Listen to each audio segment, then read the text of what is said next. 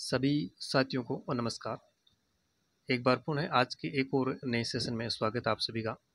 देखिए, स्कूल व्याख्याता प्रथम प्रश्न पत्र जीके बैच के तहत यहाँ हम इस चैनल पर ये जो फ्री क्लासेज है ये चला रहे हैं और इन क्लासेज की जो टेस्ट सीरीज है वो हमारे टेलीग्राम चैनल पर आयोजित की जा रही है। तो अगर आप topic wise test series attend करना चाहते हैं तो हमारे टेलीग्राम चैनल से ज़रूर जुड़िएगा और फ्री क्लासेस देखने के लिए यहाँ पे बने रहिए। तो हमारा टॉपिक चल रहा था मुगल काल। पहला टॉपिक जो गुप्त काल में साहित्य, कला, विज्ञान का जो विकास है वो हमारा कंप्लीट हो चुका है। 2 क्लासेज हुई है उसकी और इस टॉपिक से संबंधित यानी जो गुप्त काल का टॉपिक है इससे संबंधित टेस्ट सीरीज के तहत 50-50 प्रश्नों के 2 टेस्ट हो चुके हैं, यानी कुल 100 प्रश्नों का टेस्ट हो चुका है। इसके अलावा 100 प्रश्नों की अलग से जो पीडीएफ है वो हमने उपलब्ध करवाई है और 100 प्रश्न ये हो गए, टोटल 200 क्वेश्चन हो गए। इसके अलावा गुप्त काल टॉपिक की जो संपूर्ण टॉपिक है उसकी नोट्स के रूप में पीडीएफ भी टेलीग्राम पर उपलब्ध करवा दी है। तो एक टॉपिक से संबंधित देखिए नोट्स, उसके 2 टेस्ट 50-50 प्रश्नों के 100 प्रश्न वो हो गए और 100 प्रश्न अलग से, ये मैटर हम टेस्ट सीरीज जो हमारा स्पेशल टेलीग्राम ग्रुप है वहाँ पे उपलब्ध करवाई है। दूसरा टॉपिक है मुगल काल का, तो इससे संबंधित नोट्स हमने तैयार कर लिए हैं और 2 टेस्ट इससे संबंधित हो चुके हैं, यानी 100 प्रश्नों के। और इसके अलावा 100 प्रश्नों की अलग से पीडीएफ तैयार हो रही है, वो भी वहाँ पे उपलब्ध करवाएंगे। तो इस प्रकार से ये टेस्ट सीरीज चल रही है। अगर आप इच्छुक हो तो ज्वाइन कर लीजिएगा, बाकी फ्री क्लासेज के लिए बने रहिए यहाँ पे। आज का हमारा टॉपिक है मुगलकालीन साहित्य, कला व स्थापत्य विज्ञान का विकास।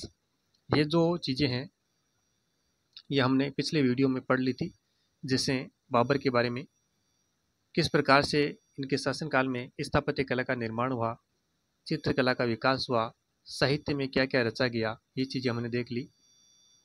हुमायूं के संबंध में भी हमने पढ़ा, स्थापत्य कला के संबंध में चित्रकला, संगीत कला, साहित्य। अकबर के संबंध में हमने देखा था इनका काल सबसे महत्वपूर्ण रहा मुगल काल में। और इसके अलावा देखिए अकबर के काल में संगीत कला, साहित्य। इसके बाद में हमने देखा था जहांगीर के काल में स्थापत्य कला, चित्रकला, संगीत कला और साहित्य। फिर आए थे ये शाहजहाँ, इनके काल में स्थापत्य कला, चित्रकला, संगीत कला और अंत में आए थे औरंगजेब। मुगल स्थापत्य कला, चित्रकला, संगीत कला और साहित्य। फिर देखिए आगे मुगल काल में कुछ मुगल कालीन प्रसिद्ध इमारतें हैं और इनके वास्तुकार देखिए। यहाँ से एग्जाम में अक्सर क्वेश्चन बनता है कि किस मुगल कालीन इमारत का कौन वास्तुकार था। तो जैसे सबसे पहला है इसमें हुमायूं का मकबरा। देखिए हुमायूं के मकबरे का वास्तुकार है मीरक मिर्जा गयास। मीरक मिर्जा गयास, हुमायूं का मकबरा जो कि दिल्ली में स्थित है, इसके वास्तुकार है मीरक मिर्जा गयास। आगरा का किला, इसके वास्तुकार है कासिम खां। आगरे के किला का जो वास्तुकार है वो कौन है? कासिम खां। फतेहपुर सीकरी, जहाँ पे अकबर ने बहुत सारी इमारतों का निर्माण करवाया, यहाँ के वास्तुकार है बहाउद्दीन। फतेहपुर सीकरी के वास्तुकार बहाउद्दीन। ताजमहल जो कि आगरा में स्थित है, शाहजहां ने बनवाया था अपनी बेगम मुमताज महल की याद में। इसके वास्तुकार है उस्ताद ईशा खां व अहमद लाहौरी। उस्ताद ईशा खां व अहमद लाहौरी। फिर आगे देखिए दिल्ली का लाल किला जो कि शाहजहां ने बनवाया था, इसके वास्तुकार है हमीद व अहमद। दिल्ली के लाल किले का वास्तुकार हमीद व अहमद। तो ये जो मुगलकालीन इमारतें हैं और इनके जो वास्तुकार है इनको आप ध्यान में जरूर रखिएगा। इसके अलावा मुगल काल में कुछ एक उद्यान है और उनसे संबंधित मुगल शासक, जैसे देखिए आराम बाग जो कि आगरा में है, आराम बाग आगरा में है। ये आराम बाग मुगल शासक बाबर से संबंधित, किससे संबंधित है? बाबर से संबंधित। शालीमार बाग दो है, एक तो श्रीनगर में है और एक है लाहौर में। श्रीनगर वाला जहांगीर से संबंधित है और लाहौर वाला शाहजहां से संबंधित है। निशात बाग जो कि कश्मीर में है, शाहजहां से संबंधित, और पिंजौर बाग ये औरंगजेब से संबंधित है। तो इनको ध्यान में रखिएगा। आराम बाग आगरा में बाबर द्वारा निर्मित है। शालीमार बाग श्रीनगर में जहांगीर से संबंधित है और शालीमार बाग जो लाहौर में है ये भी शाहजहां से संबंधित है। निशात बाग कश्मीर वाला शाहजहां से संबंधित और पिंजौर बाग का संबंध है औरंगजेब से। आगे देखिए, फिर देखिए मुगल काल के प्रमुख कलाकार और उनकी उपाधियां। एक क्वेश्चन पक्का यहाँ से बनता है, किस मुगलकालीन कलाकार को कौन सी उपाधि दी गई और किसने दी, ये भी ध्यान में रखिएगा।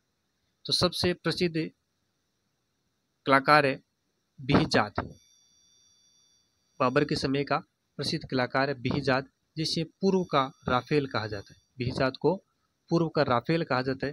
बिहजाद का संबंध किस मुगल शासक से? बाबर से।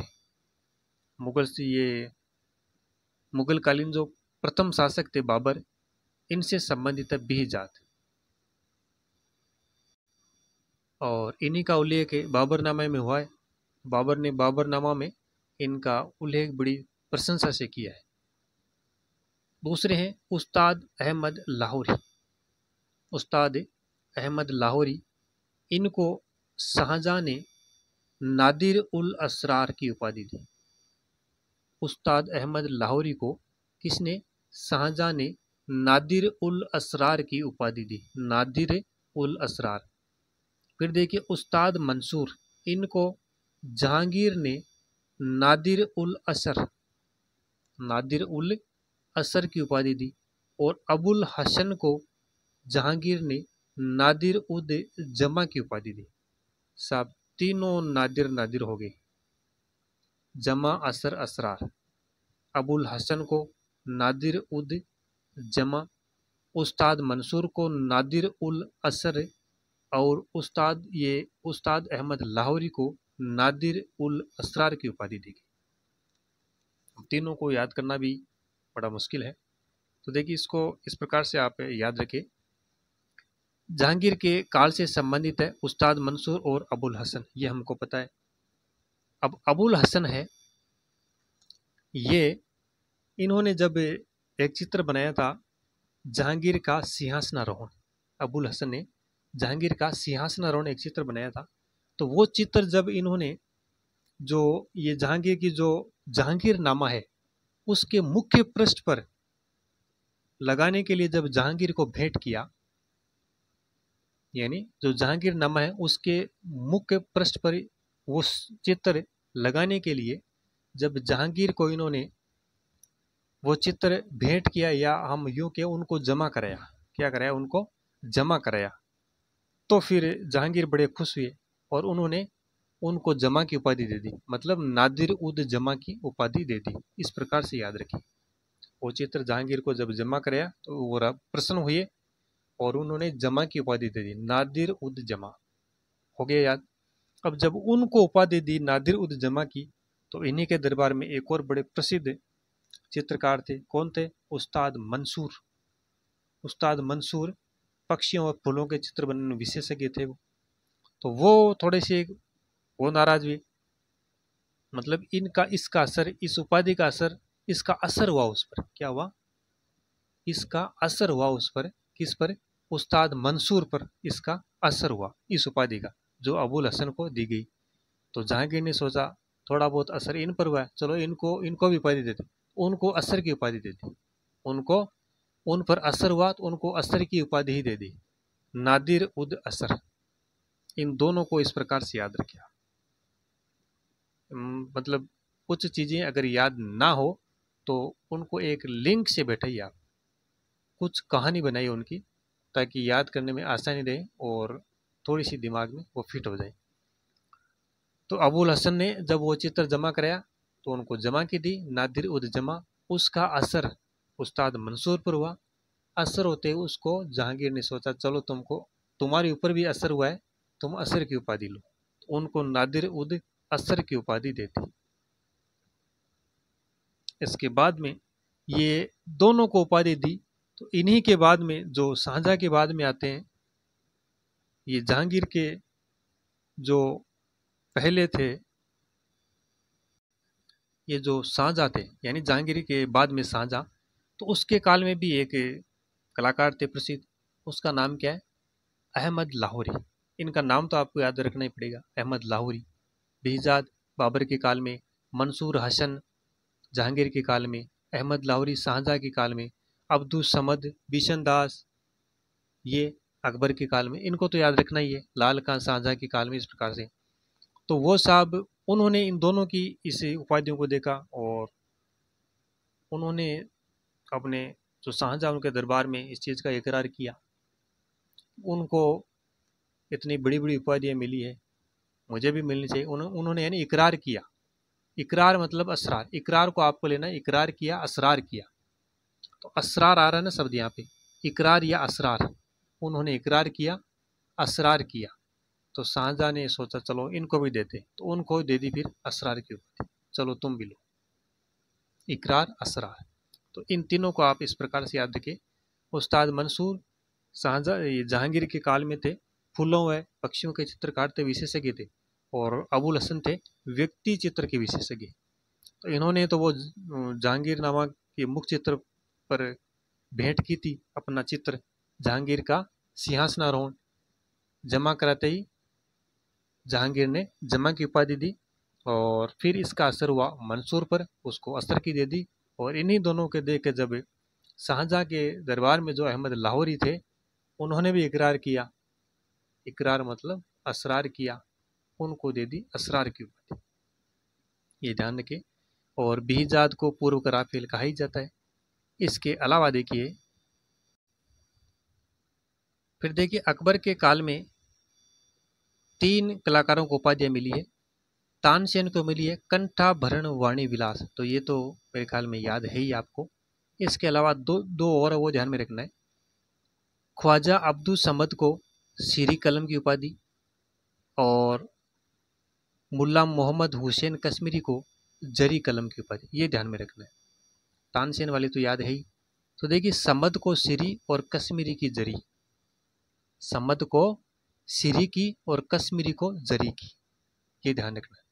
इस प्रकार से लिंक रखना है, समद को सीरी, कश्मीरी को जरी। समद को सीरी कलम, कश्मीरी को जरी कलम। फिर देखिए लाल खां को गुण समुद्र की शाहजहां ने दी, ये भी लगभग याद ही है। और 2 और है इसमें। एक तो हुमायूं ने दी ख्वांदा मीर को अमीर ए अखबार की, ख्वांदा मीर अमीर, मीर अमीर, मीर अमीर। और मोहम्मद हाशिम को खफी खां की उपाधि मोहम्मद शाह ने दी। ये थोड़ा सा इंपॉर्टेंट नहीं लेकिन ध्यान में रख लीजिएगा। तो इस प्रकार से ये जो उपाधि हैं इनको आप याद रखने का प्रयास करें और इनको किसी कहानी या किसी भी प्रकार से आप लिंक करके याद करें ताकि भूलें ना। और इसके अलावा मुगल काल के प्रसिद्ध कुछ एक चित्र है वो देखिए। एक चित्र है, एक कृषकाय घोड़े के साथ मजनू का निर्जन वन में भटकता जो चित्र है, इसके चित्रकार है बसावन, जो कि अकबर के काल में थे। बसावन, दसवंत, ये अकबर के काल में थे। अब्दुल समद। दूसरा है साइबेरिया का एक दुर्लभ सारस का चित्र, उस्ताद मंसूर जो कि जहांगीर के काल में थे, इन्होंने बनाया। बंगाल का एक अनोखा पुष्प बनाया, उस्ताद मंसूर ने। तुर्जु की जहांगीर के मुख पृष्ठ के लिए चित्र बनाया अबुल हसन ने। और ड्यूटर के संत पॉल का चित्र अबुल हसन ने। बीजापुर के सुल्तान आदिल शाह का चित्र बनाया फारूक बेग ने, ये इंपॉर्टेंट है। बीजापुर के सुल्तान आदिल शाह का चित्र फारूक बेग ने बनाया, ये इंपॉर्टेंट है। एक ये पहला कृषकाय वाला और साइबेरिया का दुर्लभ सारस वाला। तो दुर्लभ सारस बहुत ही दुर्लभ चीज है, वो तो उसको तो कोई उस्ताद ही बना सकता है। उस्ताद, मंसूर। भाई दुर्लभ चीज है, दुर्लभ सारस है, तो बनाने वाला बड़ा उस्ताद है, पूरी मनसा के साथ उन्होंने बनाए, मनसा यानी मंसूर, इस प्रकार से याद रखिए आप। एक कृषकाय घोड़े के साथ मजनू का निर्जन वन में भटकता चित्र। निर्जन वन में, तो निर्जन वन है, सुनसान वन है, निर्जन वन है, सुनसान वन है, और यहाँ पे है सावन, तो कोई मजनू है। अगर कोई मजनू है तो वो सावन में भटकेगा, निर्जन वन में। इस प्रकार से आप याद रख सकते हैं, मजनू सावन में निर्जन वन में भटक रहा है। तो इस प्रकार से ये दोनों ध्यान में रखें। बीजापुर के सुल्तान वाला फारूक बेग, बीजापुर के सुल्तान आदिल शाह का चित्र बनाया फारूक बेग ने। आगे देखिए, मुगल कालीन प्रमुख इमारतें, मुगल काल में जो इमारतें बनी है और उनके निर्माता। एक क्वेश्चन समझ लीजिए, पक्का एग्जाम में यहाँ से बनता है। तो देखिए, इनको भी थोड़ा सी याद करना कठिन है, लेकिन याद तो करना पड़ेगा, क्वेश्चन बनता है यहाँ से भी। और इनमें देखिए, सबसे ज्यादा निर्माण करवाया अकबर ने। ये देखिए, अकबर अकबर अकबर अकबर, सबसे ज्यादा निर्माण अकबर ने करवाया है। तो अकबर महत्वपूर्ण हो गया इनमें। ये अकबर देखिए। हुमायूं का मकबरा दिल्ली में अकबर ने बनवाया। आगरा का लाल किला अकबर ने बनवाया। जहांगीरी महल अकबर ने बनवाया। पंचमहल फतेहपुर सीकरी में अकबर। तुर्की सुल्ताना का महल फतेहपुर सीकरी अकबर। जोधाबाई का महल फतेहपुर सीकरी अकबर। मरियम की कोठी फतेहपुर सीकरी अकबर। जामा मस्जिद फतेहपुर सीकरी अकबर। बुलंद दरवाज़ा फतेहपुर सीकरी अकबर। शेख सलीम चिश्ती का मकबरा अकबर। ये इतनी चीज़ें, ये मतलब इमारतें अकबर ने बनवाई। जहांगीर साहब की दो इम्पोर्टेंट है। अकबर का मकबरा सिकंदरा में जहांगीर ने बनवाया, और एतमादुल्ला का मकबरा आगरा में जहांगीर ने बनवाया। दो इम्पोर्टेंट है जहांगीर की। अकबर का मकबरा सिकंदरा में, मुख्य निर्माणकर्ता नूरजहां है इसकी, और एतमादुल्ला का मकबरा आगरा में, ये जहांगीर ने बनवाया है।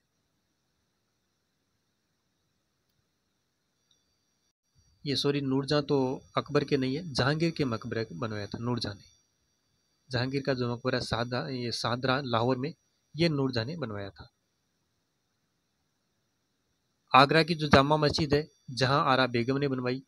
दिल्ली का लाल किला शाहजहां, और लाहौर की बादशाही मस्जिद औरंगजेब ने बनवाई। आगरे के किले की मोती मस्जिद शाहजहां ने बनवाई, और दिल्ली के लाल किले की जो मोती मस्जिद है, ये औरंगजेब ने बनवाई। इन दोनों में डिफरेंट ध्यान में रखिएगा। आगरे के किले की मोती मस्जिद शाहजहां, और दिल्ली के लाल किले की मोती मस्जिद औरंगजेब। जबकि दिल्ली का लाल किला शाहजहां ने बनवाया था। पानीपत का काबुली बाग मस्जिद बाबर ने बनवाया। संभल की जामा मस्जिद बाबर ने बनवाई। दिल्ली का जो दीन पना महल है, वो बनाया हुमायूं ने। और सहरसा का मकबरा सहसरा में, ये भी हुमायूं ने बनाया।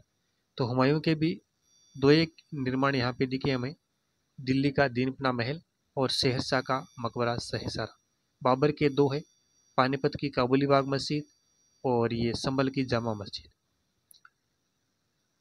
हुमायूं के दो, बाबर के दो, जहांगीर के दो, और औरंगजेब का तो नाम एक बार ही है यहाँ पे, लाहौर की बादशाही मस्जिद। इसके अलावा दो बार है, एक ही रहा, दिल्ली के लाल किले की मोती मस्जिद, और शाहजहां का नाम है एक बार यहाँ पे, एक बार यहाँ पे, दो बार। और यहाँ पे दो बार आया जहांगीर का, बाकी तो अकबर का बोलबाला है। तो देखिए, इनकी अब सारी की ट्रिक्स बनाना संभव नहीं है, और अगर बना भी ले तो फिर उनको याद रखना मुश्किल हो जाएगा। इनका तो आप जो हमने नोट्स से उपलब्ध कराए, उनमें उन नोट्स को बार बार पढ़ें। क्रम से अगर हम उनको पढ़ते चलेंगे ना, तो जितनी बार पढ़ेंगे उतनी बार दिमाग में चीज़ें आती रहेगी, और फिर ये दिमाग में हमारी चीज़ें फिट बैठेगी। जैसे बाबर से हम शुरू करें, बाबर, अकबर, उसके बाद में जहांगीर, ये हुमायूं, फिर जहांगीर, फिर शाहजहां, फिर औरंगजेब, इस प्रकार से क्रम से हम उन नोट्स को लगातार पढ़ते रहेंगे, तो लगातार चीज़ें आएंगी कि पहले किसका निर्माण आ रहा है, बाबर का आ रहा है, पानीपत की काबुली बाग मस्जिद, फिर संभल की जामा मस्जिद, फिर हम हुमायूं की तरफ आए तो दीन बना महल आया, शेरशाह का मकबरा आया, फिर उधर से हम हुमायूं की तरफ से फिर अकबर की तरफ आए तो अकबर के हुमायूं का मकबरा, आगरा का लाल किला, पंचमहल, तुर्की सुल्ताना का महल, फिर नीचे आए, फिर शाहजहाँ साहब आए, आगरे के किले की मोती मस्जिद, फिर नीचे गए औरंगजेब आए, दिल्ली के लाल किले की मोती मस्जिद, इस प्रकार से फिर जहांगीर आए।